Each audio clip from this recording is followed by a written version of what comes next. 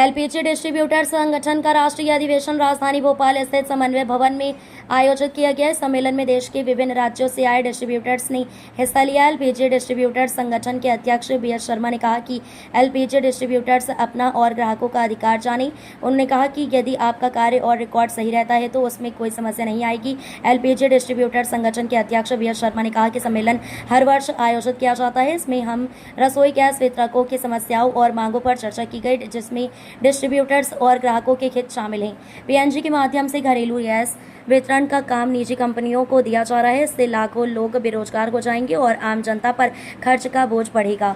सरकार कानून बनाकर रसोई गैस का वितरण का काम निजी कंपनियों को दे रही है। इससे उपभोक्ता को फायदा नहीं होगा। निजी कंपनियां शुरू में लालच देकर बाद में मनमानी दाम वसूलेंगी। पहले थोड़ा परिचय देते हुए बताइए, आज ये जो कार्यक्रम हुआ बैठक हुई, इसका उद्देश्य क्या है? ये LPG distributor association of India का राष्ट्रीय अधिवेशन है, जो रेगुलर अधिवेशन होता है, हर साल एक बार अनिवार्य है संवैधानिक तौर पर।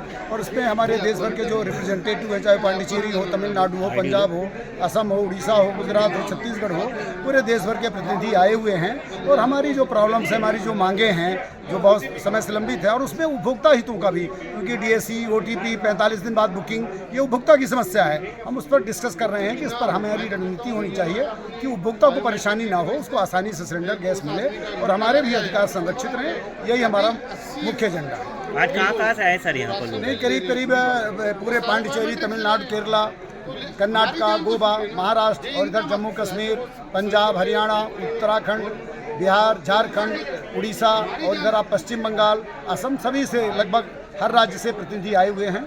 और वो अभी लंच के बाद भी अपनी बात रखेंगे। तो सारे देश के प्रतिनिधि, क्योंकि ऑल इंडिया संगठन है, तो स्वाभाविक रूप से देश भर के प्रतिनिधि इसमें शामिल हैं। भोपाल में जो एलपीजी सिलेंडर है उसको हटाकर अब घरों के अंदर पाइपलाइन देने की योजना सरकार बना रही है, तो इसमें डिस्ट्रीब्यूटर सरकार नहीं देगी। पीएनजी मतलब प्राइवेट, मतलब आपकी पीडीएस की दुकान से राशन बंद करके ये कहा जा रहा है कि आप बेस्ट प्राइस से जाके गेहूं खरीदो। वो ये है, लोग समझ नहीं पा रहे। पीएनजी जो है वो थिंग गैस प्राइवेट है, अडानी प्राइवेट है, अवंतिका प्राइवेट है, इंद्रप्रस्थ प्राइवेट है। ये अपनी मर्जी से बेचेंगी और कंपटीशन खत्म करके। एक्चुअली क्या हुआ कि ये पिछले कई सालों से लगे थे, इनको कंज्यूमर नहीं मिल रहे थे, तो सरकार ने कहा हम कानून बना के आपको कंज्यूमर दिलवाएंगे। तो बेसिकली ये उद्योगपतियों के लिए काम कर रही है। और उससे गरीब आदमी, जब आप एक तरफ 10 करोड़ उज्ज्वला कनेक्शन इस आधार पर बेचते हैं कि साहब इनके पास डिपॉजिट भी देने के लिए पैसा नहीं, इनको हम फ्री दे रहे हैं, तो क्या वो 6,000 रुपये और इतनी महंगी पीएनजी इस्तेमाल कर पाएंगे? नहीं कर पाएंगे। दुर्भाग्य इस देश का है कि 14 के बाद इस देश का नागरिक सो गया है। वो अपने अधिकारों के लिए लड़ने के लिए आगे आने के लिए तैयार नहीं है। कारण जो भी हो, वितरक से ज़्यादा नुकसान उस उपभोक्ता का होगा जिस एरिया में पीएनजी है, और आपको पीएनजी लेने के लिए मजबूर किया जा रहा है। तो जिस प्रकार है जो सिलेंडर हम तो ट्रांसफर भी करवा सकते हैं, तो ये जो घरों में लग जाएगी लाइन, इसका कैसा क्या है? वो तो फिक्स है ना, वो ट्रांसफर वाली जॉब है ही नहीं है।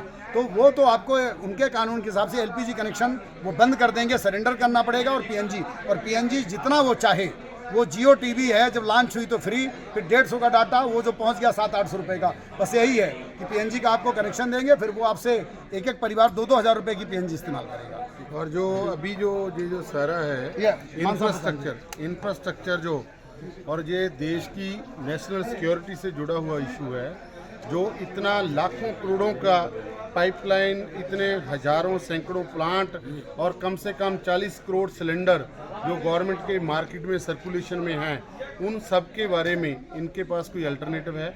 बिल्कुल भी नहीं है। वो पूरा देश का, कंपनियों का, पब्लिक सेक्टर अंडरटेकिंग का सरमाया है, जिसको पूरे को बर्बाद करके सिर्फ और सिर्फ प्राइवेटाइजेशन को इनको आगे लेके आना है, विदाउट किसी प्लान के, बिना किसी प्लान के।